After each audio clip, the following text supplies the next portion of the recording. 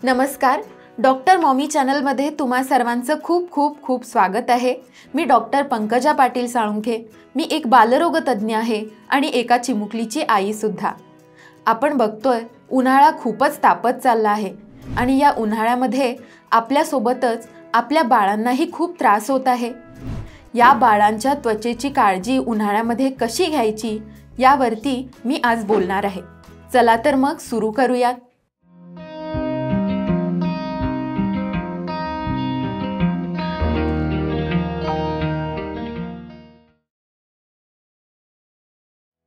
बाळाची त्वचेची काळजी घेत असताना उन्हाळ्यामध्ये काही खास टिप्स वापराव्या लागतात। अगदी मसाज आणि बाथ म्हणजेच अंघोळीसाठी सुद्धा। आपण नेहमी तर बघितलं आहे की बाळाला मसाज हा आपण करतच असतो, परंतु उन्हाळ्यामध्ये जेव्हा आपण मसाज करतो तेव्हा कोणतंही तेल वापरत असतो, परंतु आपण शक्यतो कोकोनट ऑइल म्हणजे नारळाच्या तेलाचा वापर करायला हवा। कारण नारळाचे तेल हे थंड असते, त्यामुळे उन्हाळ्यामध्ये बाळाच्या त्वचेला जास्त इजा होत नाही। परंतु मसाज केल्यानंतर 15 ते 20 मिनिटांमध्ये आपल्याला बाळाला अंघोळ घालायला हवी किंवा हे तेल पूर्णतः काढून टाकायला हवे। तुम्ही म्हणाल असे का? कारण हे तेल बाळाचे स्वेट ग्लँड्स म्हणजे घामाच्या ग्रंथी यांना ब्लॉक करू शकते आणि उन्हाळ्यामध्ये या घामाच्या ग्रंथी ब्लॉक झाल्यामुळे बाळाच्या त्वचेवरती रॅशेस येऊ शकतात किंवा निओनेटल ॲक्ने म्हणजेच पिंपल्स वगैरे होऊ शकतात। त्यामुळे आपल्याला उन्हाळ्यामध्ये बाळाच्या शरीरावरती हे तेल जास्त काळ ठेवायचं नाहीये, परंतु आपण बाळाचा मसाज अगदी कंटिन्यू करू शकतो। अनेक मदर्स विचारतात की बाळाला अंघोळ घालताना आपण उन्हाळ्यामध्ये कशा टेम्परेचरचं पाणी वापरायचं? तर बाळाला अंघोळ करताना आपण वॉर्म वॉटरच वापरायचं आहे। अगदी थंड किंवा अगदी गरम पाणी वापरायचं नाही। बाळाला अंघोळ घालताना उन्हाळ्यामध्ये एक खास गोष्ट तुम्हाला लक्षात ठेवायची आहे, ती म्हणजे बाळाचे वेगवेगळे फोल्ड्स म्हणजे गळ्याचा भाग किंवा ॲक्झिलरी फोल्ड किंवा ग्रॉइन एरिया याच्यामध्ये व्यवस्थित स्वच्छ करून घ्यायचं आहे। कारण यामध्ये घाम साठून राहिला तर इन्फेक्शन होण्याचे चान्सेस असतात।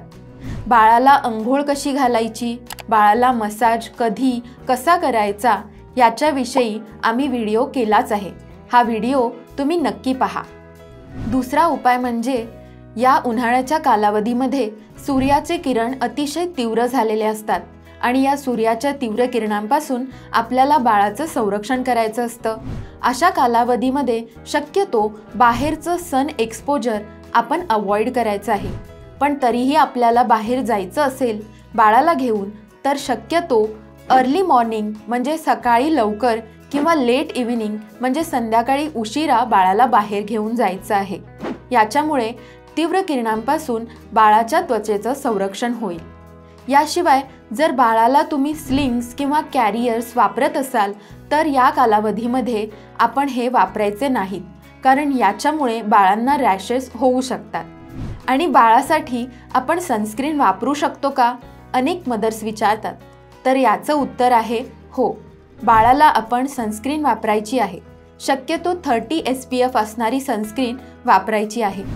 बाळाला कोणती सनस्क्रीन वापरावी, किती प्रमाणात वापरावी याच्याविषयी तुम्हाला माहिती हवी असेल तर नक्की कमेंटमध्ये लिहून कळवा। याच्यामुळे आम्ही सनस्क्रीनवरती नक्की व्हिडिओ बनवू। उन्हाळ्यामध्ये हवा ही अतिशय ड्राय असते आणि ड्राय हवेमध्ये पोलन्स असण्याचे, डस्ट असण्याचे चान्सेस जास्त असतात। त्यामुळे या कालावधीमध्ये बाळांना ॲलर्जी होण्याचे चान्सेसही वाढतात। अशा फेजमध्ये आपल्याला बाळांचं ॲलर्जीपासून संरक्षण करायला हवं। यासाठी आपण बाळांच्या आजूबाजूचा परिसर स्वच्छ ठेवू शकतो। बाळांचे बेडिंग्स म्हणजेच ब्लँकेट्स, गादी ही सुद्धा क्लीन ठेवायला हवी। याच्यामुळे बाळांना ॲलर्जी होणार नाही, तसेच रॅश वगैरेही होणार नाही, कारण याचे चान्सेस उन्हाळ्यामध्ये जास्त असतात। तर या उपायांची अंमलबजावणी करा आणि बाळाचं उन्हाळ्यापासून संरक्षण करा। आणि अशाच इन्फॉर्मेटिव्ह आणि हेल्पफुल व्हिडिओसाठी डॉक्टर मॉमी चॅनलला नक्की सबस्क्राईब करा। धन्यवाद।